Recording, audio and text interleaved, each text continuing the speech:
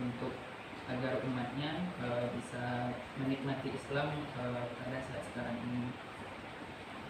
Karena tidak semua umat di dunia yang dapat menikmati nikmatnya Islam, mulai dari nikmat beribadah, kemudian nikmat bersilaturahmi, sampai pada nikmat-nikmat bermuamalah. Inilah hal-hal yang patut kita syukuri dalam kita diberikan nikmat berislam oleh Allah.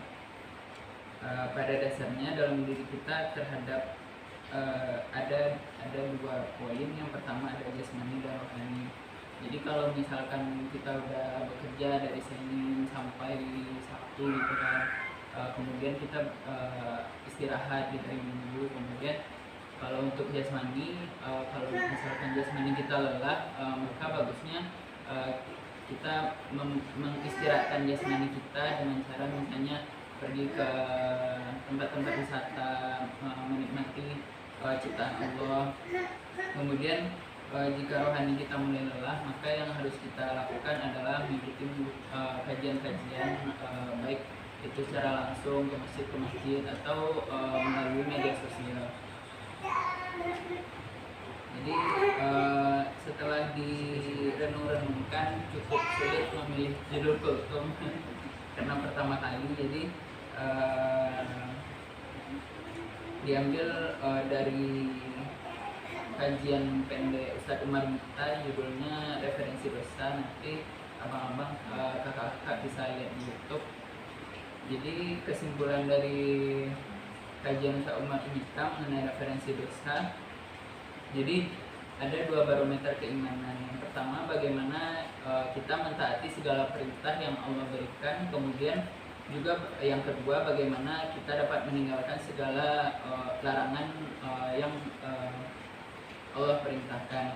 Nah, jadi iman itu bagaikan sayap burung yang mengepak, saling berhubungan. Pada saat sayap sebelahnya itu ketaatan yang harus kita lakukan, dan sayap satunya lagi tentang bagaimana kita dapat meninggalkan larangan-larangan yang Allah perintahkan. Nah, jadi itu nanti kepakan sayap burung tersebut akan tiba kepada Allah, yaitu bagaimana amal-amalan kita di dunia.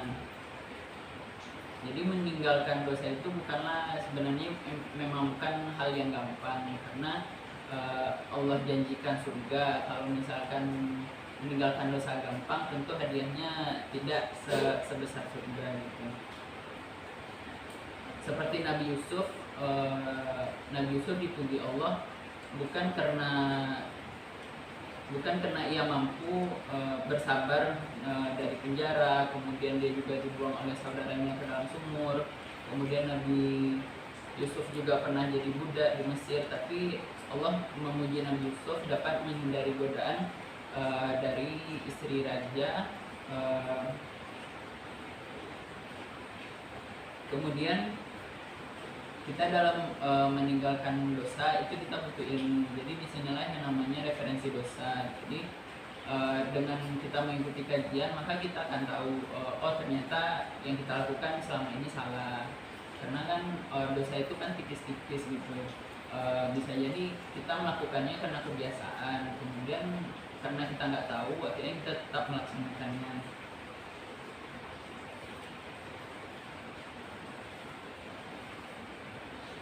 Kemudian pada masa sekarang ini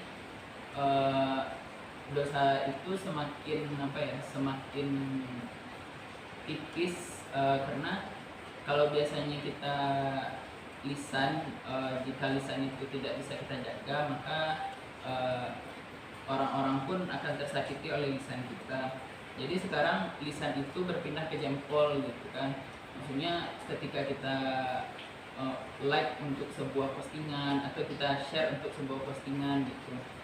Jadi yang terakhir, siapapun yang bisa menjamin lisan dan jempolnya pada masa sekarang ini, sungguh surga insya Allah bisa ia dapat. kebaikan. Begitu juga kebalikannya, jika jempol dan lisannya tidak bisa ia atur ataupun ia jaga, maka maka neraka bisa ia dapatkan.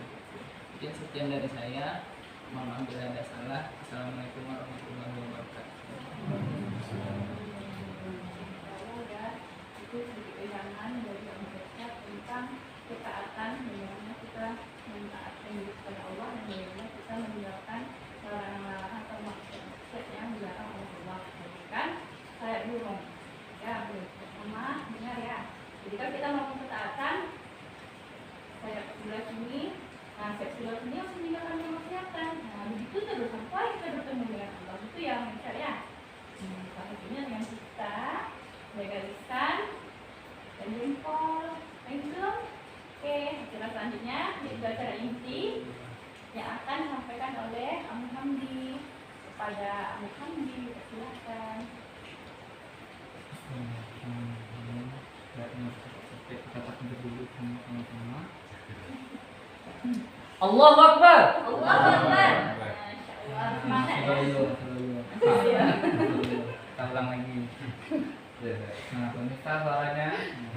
Pemirsa suaranya. Allahu Akbar. Allahu Akbar.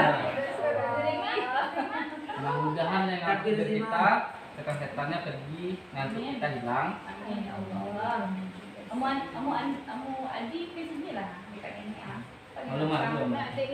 Sini ya di depan. Assalamualaikum warahmatullahi wabarakatuh. Waalaikumsalam warahmatullahi wabarakatuh. Alhamdulillahirabbil alamin. Puji syukur kita ucapkan kehadirat Allah Subhanahu wa taala. Kita dikumpulkan oleh Allah walaupun hujan. Sebelumnya kita doa hujan turun, Allahumma shayyiban nafi'an. Semoga Allah memberikan manfaat dari hujan tersebut. Dalam kesempatan kita berkumpul ini, Masya Allah, mudah-mudahan Allah ridhoi majelis kita sebagai majelis ilmu yang dinaungi malaikat. Yang kedua, untuk lebih mempererat kekeluargaan keluarga kita ke depan. Masya Allah, dalam kesempatan hari ini Ananda mendapat tugas membahas kitab Al-Bidayah wan Nihayah sebagai pembuka dasar. Sebelum pembahasan inti, ada sedikit yang kita ambil dari Syekh Ibnu Katsir. Maka kita yang masih muda-muda, lakukanlah banyak-banyak karya untuk amal jariah. Sebagaimana Syekh Ibnu Katsir ini karyanya banyak. Kitab Al-Bidayah wan Nihayah ini diselesaikan tahun 793 Masehi. Tapi dicetak pertama kali tahun 1300-an Masehi di Kairo. Hingga saat ini cetakannya nggak berhenti sampai terjemahan dan menjadi referensi rujukan banyak orang. Berapa banyak pahala yang dibuat oleh Syekh Ibnu Katsir. Nah, kita yang muda-muda harus punya visi ke depannya bagaimana kita menciptakan karya yang berbentuk amal jariah. Kita ciptakan amal jariah kita. Walaupun cuma menyampaikan satu ayat yang nanti disampaikan secara terus-menerus. Lalu juga untuk kedepannya nanti acara kita berbentuk formal, tapi kita kekeluargaan, tidak kaku, santai. Mau bahasa Minang boleh, bahasa Indonesia boleh. Sesenang-senangnya hati, seenak-enak diterima didengar. Pandai, syarikat, Satria,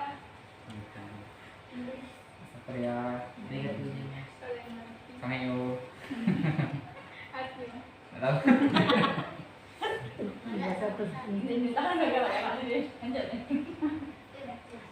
Jadi Masya Allah, Syekh Ibnu Katsir memiliki banyak-banyak karya. Nah, kita walaupun tidak bisa menyamai ulama-ulama seperti Syekh Ibnu Katsir, walaupun satu karya kita seperti yang bilang Syekh tadi, dengan jempol mengetik yang bermanfaat, kita sebarkan, lalu ditularkan kebaikan-kebaikan, maka dia akan menjadi amal jariah yang nanti membantu kita di akhirat. Kita sholat, kita puasa, kita zakat, kita naik haji, itu amal pribadi yang mungkin tidak cukup jika ditimbang nanti di akhirat. Maka dari mana datangnya? Dari amal-amal jariah. Kita duduk sama-sama di sini, kita buka majelis, mudah-mudahan berkelanjutan oleh anak cucu kita besoknya kalau diberi kesempatan oleh Allah, maka menyebar dia majelis-majelis ilmu kita dan juga ada amal jariah. Maka dari itu kita mulai pembahasan kitab Bidayah wa Nihayah, yaitu permulaan dan akhiran. Bidayah permulaan dan nihayah akhiran. Kitab ini juga sedikit ada korelasi dengan tafsir beliau, tafsir yang terkenal dengan sebutan tafsir Ibnu Katsir. Maka apa korelasinya Al-Bidayah wal Nihayah dengan tafsir? Al-Quran itu adalah kitab pedoman panduan umat Islam yang di dalam Al-Quran itu berisi awal penciptaan hingga akhir penciptaan, berisi dari sejarah-sejarah terdahulu Allah menciptakan langit dan bumi hingga tentang kiamat, bagaimana surga, bagaimana neraka. Maka di kitab Bidayah wal Nihayah dikupas tuntas lebih detail karena referensinya diambil dari hadis-hadis, dari berbagai pendapat ulama. Maka beliau himpun dalam kitab ini. Maka dalam bab pertama yang dibahas dalam kitab ini yaitu tentang penciptaan langit dan bumi serta isinya. Allah berfirman dalam Al-Quran surah Az-Zumar, surah yang ke-39 ayat yang ke-62. Pojok kiri atas ya. Agak beda dengan Ustaz Hidayat itu.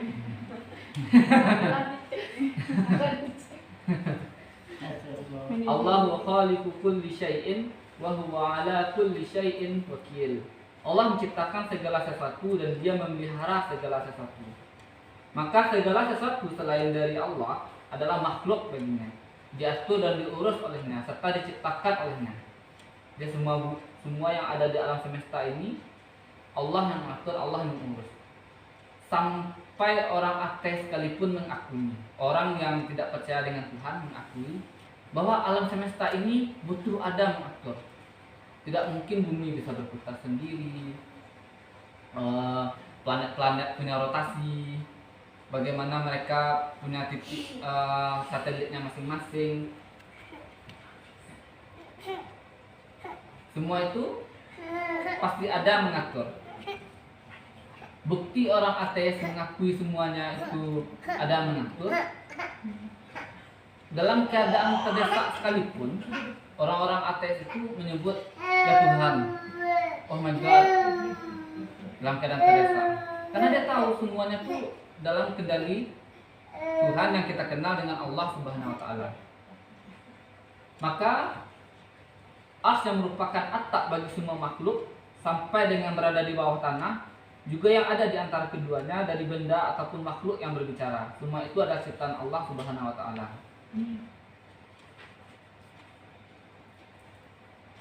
Nah, di sini ulama secara serempak telah sepakat bahwa tidak ada seorang muslim pun yang meragukan hal tersebut. Tentang penciptaan semesta itu tidak ada meragukan. Cuma ada ulama berbeda pendapat tentang apa yang diciptakan terlebih dahulu. Maka dari kelompok ulama dari ahli kalam berpendapat tidak ada makhluk yang diciptakan sebelum keduanya, dan keduanya itu diciptakan mutlak dari ketidakadaannya. Kelompok lain berkata justru sebelum langit dan bumi terdapat makhluk-makhluk yang lain, sebagaimana Allah berfirman dalam surat Hud, surat yang ke-11 ayat yang ke-4. Dan Dialah menciptakan langit dan bumi dalam 6 masa, dan adalah singgasananya sebelum itu di atas air. Imam Ahmad bin Hanbal berkata, Bahas menceritakan kepada kami, Hamad bin Salamah menceritakan kepada kami, Abu Ya'la bin Atwa menceritakan kepada kami dari Wakil bin Hudus, dari pamannya Abu Razin Lakhid bin Amir Al-Uqaidi, bahwa dia berkata, Wahai Rasulullah, di manakah Tuhan kita sebelum menciptakan langit dan bumi? Rasulullah bersabda, Allah berada dalam ama, yaitu ketinggian yang di atasnya terdapat udara dan di bawahnya terdapat udara, kemudian dia menciptakan arsy-Nya di atas air. Pembahasan kita ini, sedikit catatan, pembahasan kita ini untuk ilmu pengetahuan, karena kita membahas bedanya tentang awalan dan akhiran. Secara keseluruhan, pembahasan tentang perbedaan pendapat ulama itu untuk ilmu pengetahuan, menambah wawasan kita. Hanya saja bukan untuk kita berdebat atau kita mendebat orang lain. Ustadz Adi Hidayat berkata, tidak ada sebaik-baiknya orang yang menanyakan ilmu selain pertanyaannya itu untuk penambahan iman kepada Allah. Nah, jadi kalau kita menjadikan di mana sebelum diciptakan langit dan bumi itu apa? Nah, di sini dibahas bukan untuk dipertanyakan, untuk menambah wawasan kita. Diriwayatkan dari Yazid bin Harun dari Hamad bin Salamah dengan hadis tersebut. Lafaznya itu, di manakah Tuhan kita sebelum menciptakan makhluknya? Adapun kelanjutan hadisnya, hadis ini diriwayatkan oleh Imam At-Tirmizi dari Ahmad bin Mani', Ibnu Majah dari Abu Bakar bin Abu Sayyibah dan Muhammad bin Asabah. Ketiga-tiganya dari Yazid bin Harun. Para ulama juga berpendapat tentang manakah yang terlebih dahulu diciptakan, langit atau bumi. Sebagian kelompok berkata kalam yang diciptakan terlebih dahulu. Pendapat ini dikuatkan dengan hadis Rasulullah, sesungguhnya yang pertama kali diciptakan oleh Allah adalah Al-Kalam. Kemudian dia berkata kepadanya, tulislah. Maka ia melaksanakannya pada waktu itu sebagaimana ia diciptakan sampai hari kiamat. Sedangkan menurut pendapat jumhur ulama, pendapat jumhur ulama ini untuk yang belum tahu, pendapat yang banyak dipakai oleh ulama. Maka jumhur ulama menyampaikan dari Al-Hafiz Abu Al-Ala Al-Hamdani dan yang lainnya bahwa telah diciptakan sebelum itu. Ini adalah pendapat yang diriwayatkan oleh Ibnu Jarir dari riwayat Ad-Dahhak dari Ibnu Abbas. Sebagaimana hal itu juga ditunjukkan dalam hadis yang diriwayatkan oleh Imam Muslim dan sahihnya. Dia berkata, Abu At-Thahir Ahmad bin Amru bin Sarah menceritakan kepada kami, Ibnu Wahab menceritakan kepada kami, bahwa Abu Hani Al-Khawlai menyampaikan kepada kami dari Abdurrahman Al-Jaibi dari Abdullah bin Amr bin As. Dia berkata, aku telah mendengar Rasulullah bersabda, Allah telah menuliskan takdir-takdir semua makhluknya sebelum dia menciptakan langit dan bumi 50.000 tahun sebelumnya. Beliau bersabda dari asnya di atas air. Nah, ini pendapat yang mengatakan as Allah itu di atas air. Mereka berkata takdir ini adalah tulisan Allah dengan kalam yang telah ditentukan. Maka dikuatkan yang pertama kali diciptakan itu kalam, maka Allah suruh tulis, maka kalam itu menulis hingga hari kiamat. Nah, itulah ditulis takdir. Maka ditetapkan didahulukannya as daripada kalam yang menuliskan takdir-takdir, sebagaimana yang dikatakan oleh jumhur ulama tentang kalam tersebut juga meliputi kemungkinan bahwa ia adalah makhluk pertama yang diciptakan di alam ini. Hal ini dikuatkan dengan hadis yang diriwayatkan oleh Imam Al-Bukhari. Penduduk Yaman berkata kepada Rasulullah, kami datang kepadamu untuk memperdalam ilmu agama dan bertanya kepadamu tentang awal dari perkara ini. Maka beliau bersabda, Allah telah ada dan tidak ada sesuatu sebelum dia. Di dalam riwayat lain disebutkan, dan asnya berada di atas air. Dia menuliskan segala sesuatu dalam az-zikir dan menciptakan langit dan bumi. Di dalam lafaz ini, dalam lafaz lain disebutkan kemudian dia menciptakan langit dan bumi.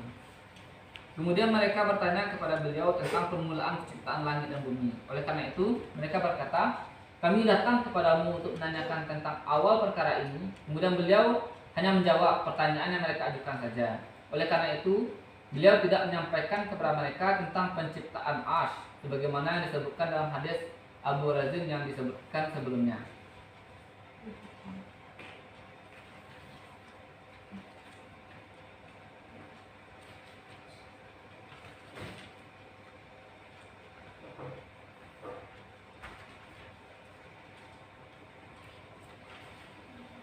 maka kita masuk ke pembahasan tentang sifat penciptaan Arsy dan Al-Kursi. Allah berfirman dalam surat Al-Ghafir, surat yang ke-40 ayat yang ke-15. Rafi'ud darajati dzul arsy, dialah yang maha tinggi derajatnya yang mempunyai arsy. Lalu di surah Al-Mu'minun surah yang ke-23 ayat 116, maka maha tinggi Allah, Raja yang sebenarnya, tidak ada Tuhan selain Dia, Tuhan yang mempunyai arsy yang mulia.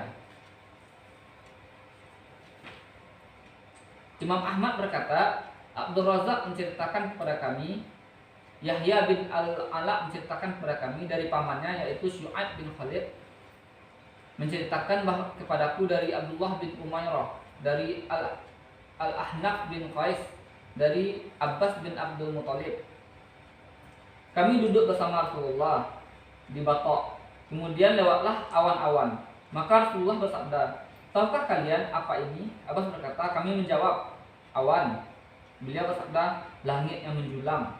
Dia berkata, kami menjawab, dan langit yang menjulang. Beliau bersabda, dan bumi yang dihamparkan. Maka kami terdiam. Kemudian beliau bersabda, tahukah kalian berapa jarak antara langit dan bumi? Lalu kami menjawab, Allah dan Rasulnya lebih mengetahui.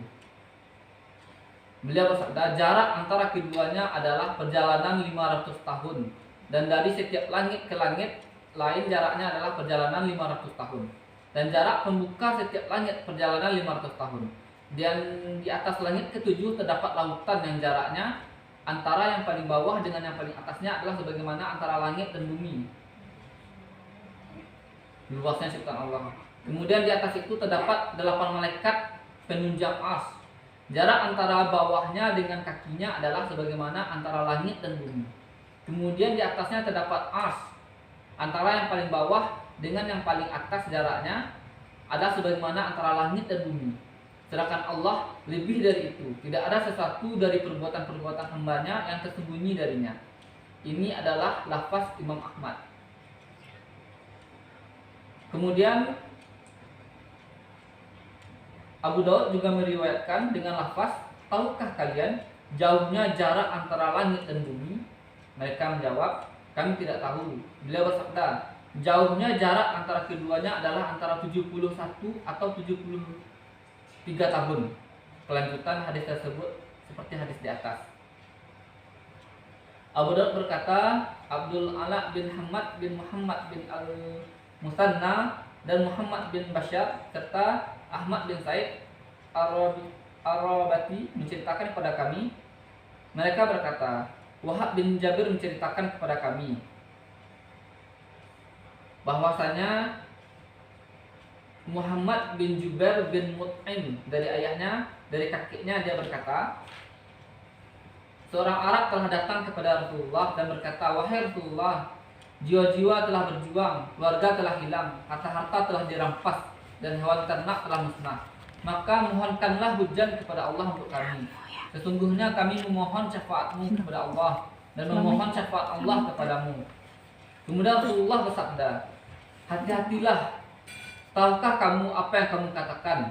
Rasulullah bertasbih dan terus bertasbih sampai hal itu diketahui oleh wajah-wajah para sahabat beliau. Kemudian beliau bersabda, hati-hatilah, sesungguhnya syafaat Allah tidak bergantung kepada salah seorang dari makhluknya. Kemudian Allah lebih mulia daripada itu. Hati-hatilah kamu. Tahukah kamu siapa Allah? Sesungguhnya arsy-Nya berada di atas langit seperti ini. Beliau mengatakan dengan jari-jarinya seperti kubah di atasnya. Dan sesungguhnya niscaya itu mengeluarkan suara seperti suara orang-orang yang berjalan dengan orang-orang yang berkendara. Kemudian Ibnu Bashar berkata dalam hadisnya, sesungguhnya Allah ada di atas arsy-Nya dan arsy-Nya ada di atas langitnya. Lalu dia melanjutkan hadisnya.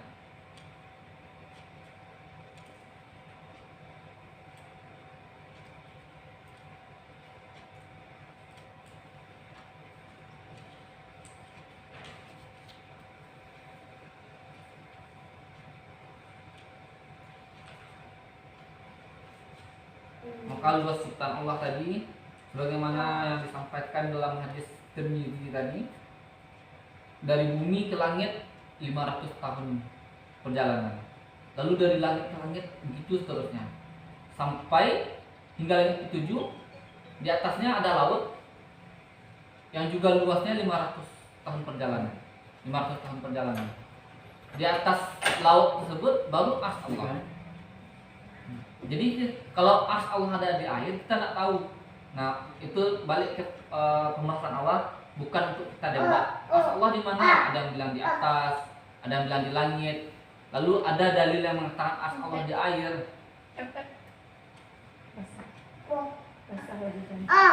Nah setelah langit ketujuh ada lautan lagi. Nah ars Allah di atas itu. Jadi jangan ars Allah ada di air, maka kita bayangkan di laut, di pantai Pariaman, nah enak kayak itu. Di atas langit ketujuh ada laut lagi gitu. Luasnya ciptaan Allah. Maka setelah itu kita masuk ke pembahasan tentang penciptaan Al-Kursi. Dari Ibnu Jarir meriwayatkan dari riwayat Juwaybir dan Iyad ad-Daif dari Al-Hasan Al-Basri bahwa dia berkata, Al-Kursi adalah arsy. Riwayat ini tidak sahih dari Al-Hasan. Akan tetapi yang sahih darinya dan dari para sahabat serta tabi'in lainnya bahwa kursi bukanlah al-arsy. Dari Ibnu Abbas dan As-Said bin Jubair bahwa keduanya berkata tentang firman Allah, kursi Allah meliputi langit dan bumi. Di surah Al-Baqarah. Maksudnya yaitu ilmunya. Sedangkan yang terdapat pada riwayat Ibnu Abbas sebagaimana yang diriwayatkan oleh Al-Hakim dan Mustadrak, dia berkata, riwayat tersebut sesuatu dengan syarat Al-Bukhari dan Muslim. Namun keduanya tidak meriwayatkan. Asy-Syuja' bin Makhlad Al-Falasi telah meriwayatkan dalam tafsirnya dari Abu Asim An-Nabil dari riwayat As-Sawri, kemudian dia menjadikannya makhluk. Perumpamaan langit yang 7 di dalamnya Al-Kursi, melainkan hanya seperti 7 dirham yang dilemparkan ke dalam kolam. Al-Kursi tadi itu. Nah itu tadi Al-Kursi itu bukan arsy, maka dia sesuatu yang diciptakan Allah, tapi kita tidak tahu.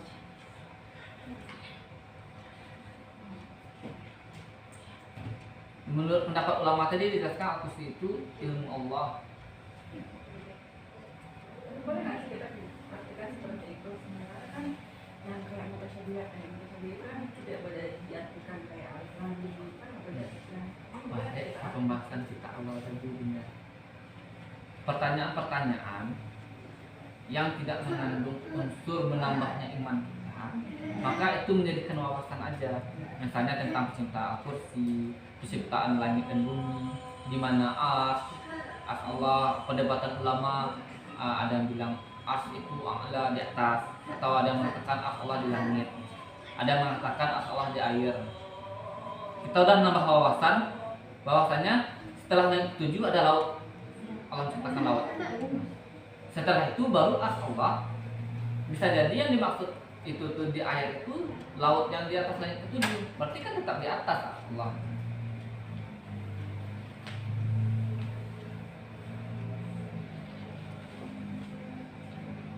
Kemudian Al-Wahhab menafsirkan kata Al-Haikal yang berkata sesuatu dari ujung langit yang dihubungkan dengan bumi dan lautan seperti tali pengikat yang kuat, sebagaimana Allah menisbatkan kepada ilmu alam yang telah mengaku bahwa Al-Kursi adalah ungkapan tentang planet ke-8 yang mereka namakan planet bintang-bintang yang menetap. Nah, baik kan? Al-Kursi itu tentang ilmu Allah tentang semesta ini. Ini bukanlah nisbat planet kepada planet lain. Seandainya mereka berkata, kami mengakui hal itu dan kami menamakannya planet, maka kita katakan Al-Kursi menurut bahasa bukanlah ungkapan tentang planet. Akan tetapi hal itu sebagaimana dikatakan oleh lebih dari satu ulama terdahulu. Di antara pertengahan Al-Ars seperti Al-Marqat, sebuah tingkatannya terhadapnya. Hal seperti ini bukanlah planet. Dia juga mengaku bahwa bintang-bintang yang menetap tersusun, terbentuk di dalamnya, maka tidak ada bukti yang benar dari mereka. Dan demikianlah, walaupun disertai dengan perbedaan pendapat mereka dalam hal ini, tetapi sama seperti yang ditetapkan dalam kitab mereka. Wallahu a'lam bishawab. Maka dari itu tentang Al-Kursi tadi yang dimaksud dalam penciptaan Al-Kursi, banyak pendapat ulama, ada yang mengatakan planet, ada yang mengatakan tiang penghubung antara langit dan bumi. Tapi semua itu dijelaskan dalam kitab ini, wallahu a'lam, itu adalah ciptaan Allah dan ilmu Allah. Nah, untuk kedepannya hal-hal yang seperti tadi bukan untuk kita pikir-pikirkan rugi kalau kita mikirkan kayak apa bentuk tiang, kayak apa bentuk Al-Kursi, kayak apa planet, apakah selain dari bumi ini ada makhluk Allah yang lain. Rugi kalau kita memikirkan hal-hal tersebut dibanding dengan zikir, kita mengingat amal-amal kita. Nah, makanya di alas di awal tadi kita berkarya. Nah, ini masukkan ke list rancangan visi misi kita ke depan, buat karya yang berbentuk amal jariah untuk diri kita. Kita nggak tahu siapa yang menolong kita kelak, dari amal kita, dari sedekah kita, dari infak kita, dari taklim yang kita lakukan yang nanti akan berkelanjutan hingga akhir zaman. Buat kebaikan yang menular. Kalau kebaikan untuk diri kita sendiri, kita sholat tahajud, kita puasa sunnah, kita berinfak mungkin, itu bagus. Kita rutinkan tahajud, witir, kita jaga. Allah telah menyebutkan orang yang menjaga tahajud sama witir, Allah jamin kehidupannya. Tapi ada yang lebih hebat dari itu yang dilakukan ulama-ulama, para nabi. Untuk apa dakwah dilakukan oleh nabi? Ya, amal jariah tadi. Kita sampaikan dakwah. Ilmu yang kita dapat dari taklim, apa yang disampaikan oleh Akhi Irsyad tadi, apa yang kita bahas dari kitab Ibnu Katsir, lalu apa yang kita dengar kajian, waktu yang kita manfaatkan, kita dengar kajian baik itu di YouTube, ikut pergi taklim, KKMI, ke kajian jamaah tabligh, mana bermanfaat kita sampaikan di sini. Kita jadikan likop kita ini madrasah pula, membentuk diri kita. Bagaimana kedepannya kita punya amal-amalan. Nggak tahu kita yang merasa kita soleh hari ini, kita nggak tahu besok. Maka dengan kita berkumpul sama-sama, kita saling mengingatkan, bro, mas bro. Nah, di sini kita juga kebagian menyampaikan. Mungkin hari ini Akhi Irsyad, kemudian Ustaz Hamdi dapat giliran, besok digilirkan lagi. Nggak boleh menolak. Sampaikan walaupun dalam bentuk bercakap-cakap. Balik tadi, kita bentuk secara formalitas, tapi kita menyampaikan secara kekeluargaan. Nak kaku, walaupun kecil, walaupun kecil-kecil.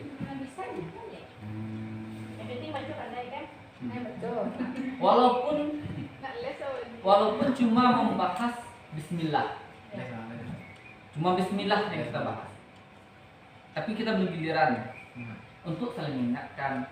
Nah, dalam waktu kita berkumpul, kita berdiskusi, apapun nanti mau permasalahan mau disampaikan, kita terbuntu masalah apapun, ya bisa disampaikan, kita cari solusi. Butuh dana, belum tentu solusinya kita bagi dana, tapi membantu dengan pikiran. Dengan doa. Nah, berkumpul, apa yang diselesaikan, apa permasalahan. Nah, juga mencapai berbicara, bisa jadi target. Kedepannya target kalau usaha ini, atau target pembangunan rumah kita, misalnya kita mau menambah ini kedepannya kayak apa. Atau target gotong royong kita sama-sama, misalnya nanti ada gotong royong untuk ini untuk itu, misalnya kedepannya yang bermanfaat. Nah, di majelis ini kita sampaikan keluh kesah kita, di sini kita sampaikan dengan cara yang asal, dengan cara yang baik. Kata Irsyad tadi kan, lisan kalau nak dijaga buruk ya tuh. Nah, tapi kalau lisan kita jaga, surga ya tuh. dengan baik kita sampaikan, diterima dengan baik. Kalau dengan buruk kita sampaikan walaupun kebaikan, maka kebaikan itu tidak diterima. Ali bin Abi Thalib radhiyallahu an juga berkata, keburukan yang terorganisir akan menang, akan mengalahkan kebaikan yang amburadul. Jadi bentuk likok kita ini, halakoh kita ini, usaha bentuk mengorganisir kebaikan. Itu berdoa mudah-mudahan kebaikan likok kita ini juga tertular dari satu keluarga ke keluarga lain. Nah, jadi amal jariah juga kan. Lalu turun temurun ke anak cucu kita besoknya. Mudah-mudahan amin. Nah, dan ini menjadi cikal bakal penguatan ruhiyah, penguatan apa namanya? Kekeluargaan kita, ruhiyah kita juga. Nah, mungkin dari sini juga bisa membantu aspek-aspek materi kehidupan kita. Nah, permasalahan materi itu kan permasalahan, ada lagi buntu di sini, kayak gini pemecahnya, ini solusinya, kayak gimana bantunya. Mudah-mudahan lah kok kita ini berkembang, lalu juga menjadi sarana batu loncatan agar lebih baik ke depan. Jadi jangan siapa giliran mau buat lepas hutang giliran bahasa saya kan. Kita juga berkumpul untuk menyelesaikan problem kita, atau kalau Allah ada kasih problem di keluarga kita semuanya untuk kedepannya kita untuk umat. Nah, sebabkan apa langkah-langkah kita bisa jadi kan ada kita rencanakan Jumat berkah di mana kita mungkin berinfak, menyebar makanan, menyebar apakah makanan atau infak atau bantuan sudah dimulai oleh jemaah muslim saudara yang namanya tuh membersihkan masjid tiap Jumat bergiliran dari satu masjid ke masjid lain. Jemaah apa kan? Sudah dimulai, itu bagus kan? Nah, kita nanti kayak apa program kita susun sama-sama. Pembahasan kita pun karena kita keluarga, nah, bisa kita lanjut di hari berikutnya. Cuma sekarang ini kita coba untuk rutin istiqomah, pembahasan kutum dimulai dengan kutum, lalu dilanjutkan dengan pembahasan bidayah hanya. Untuk awal-awal pembahasan bidayah ini terkesan berat karena dibahas tentang penciptaan langit dan bumi, tentang Al-Kursi yang notabene itu memang jadi beda pendapat banyak ulama. Tapi balik lagi untuk adik-adik semuanya, jangan dipikirkan untuk berhayal. Gimana bentuk langit ketujuh setelah itu ada laut? Itu gimana tumpah air lautnya? Banyak bikin kita rugi dibanding dengan kita berzikir atau tilawah Quran, lebih banyak nilai amalnya. Maka dari itu pembahasan awal-awal ini sepertinya pembahasan tentang wawasan, menambah wawasan kita untuk anak-anakmu. Nah, nambah wawasannya. Soalnya sampai halaman 207 itu masih penciptaan tentang pelangi, ciptaan gunung, tentang pepohonan yang fungsinya itu untuk wawasan. Nah, kalau ada perbedaan pendapat, soalnya kan ini kitab apa namanya? Kitab bidayah yang ini bukan syarah, bukan ringkasan yang dimudahkan. Ini kitab utuh kan? Kitab utuh yang hadisnya nanti terulang-ulang, lalu disampaikan riwayatnya banyak. Kayak tadi kan dari si fulan berkata bahwa fulan berkata banyak. Itu diringkas-ringkas, ada yang ringkas-ringkas. Saking banyak ke bawah kan, sampai ke bawah. Ternyata masih panjang sampai hadis Rasulullah, diringkas-ringkas. Boleh ya, dibaca satunya boleh ya, untuk wawasan. Tapi nama-nama Arab tuh kadang payah-payah di lidah kan. Nah, ya Baca baca sendiri, lidah. kalau baca semuanya tuh baca sendiri. Semua orang kaji ya mau. Ya. Ya baik dalam betul itu. Bisa. Belajar itu. Belajarnya. Hajar lah ya banget. Ah. Anak. Salah satu penciptaan Karajo itu sebelum Mahyaca tahun 93 Aduh ya. Bang, mati nawa nado esok kalau dua. itu tadi kan pembahasan tadi kitab ini diselesaikan tahun 763 Hijriah, dicetak tahun 1300-an di Kairo. Acara inti ya, acara inti. Alasan. Nah, karena waktu Isya sudah masuk, maka yang dapat giliran besok yaitu pembahasan tentang Lauhul Mahfuz Kasih apa lah? dikasih tanda ini Ya.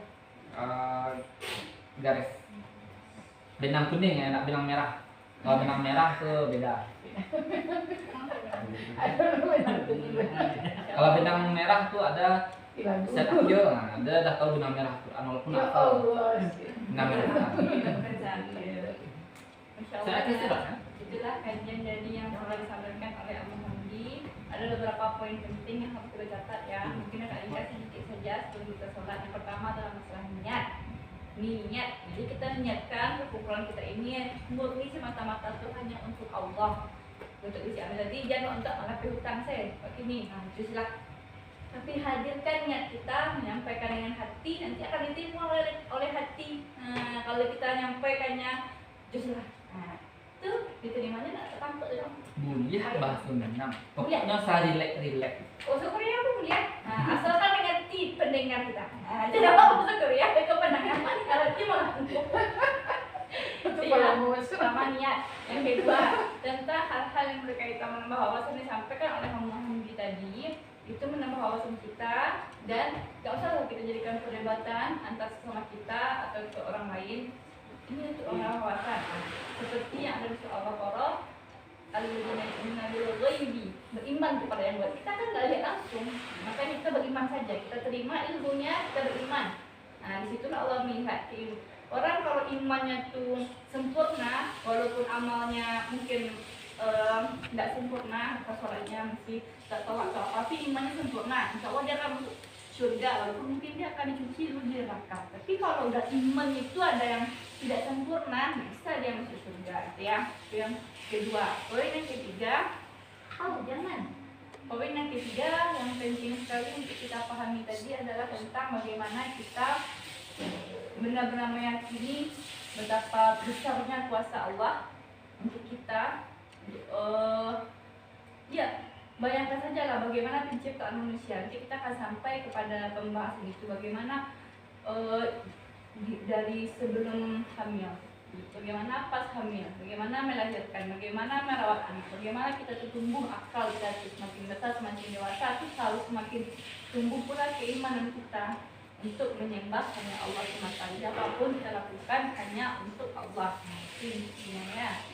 Jadi semoga kajian kita ini rutin, istiqomah dan tidak ada yang nolak-nolak ketika tiba di gilirannya. Bahkan Adi pun nanti akan dapat giliran, Uzaifah, Usama pun akan dapat giliran, Rufai dan Syabas semuanya akan dapat giliran dan tidak ada yang boleh menolak. Karena ini untuk amal jariah kita sendiri. Jangan sampai ada dan tiada dirimu, tiada bedanya di dunia ini. Walaupun cuma satu ayat, ayat yang sampai doa, tak pakai di orang.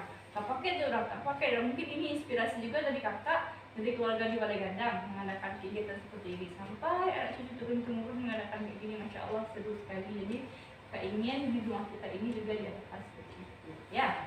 Untuk sekarang kita cukupkan dulu, kita akhiri dengan wabillahi taufiq hidayah. Doa kafaratul majelis. Subhanallahumma wa bihamdika asyhadu an la ilaha illa anta. Assalamualaikum warahmatullahi wabarakatuh. Waalaikumsalam warahmatullahi wabarakatuh. Bisa lagi sebaiknya kita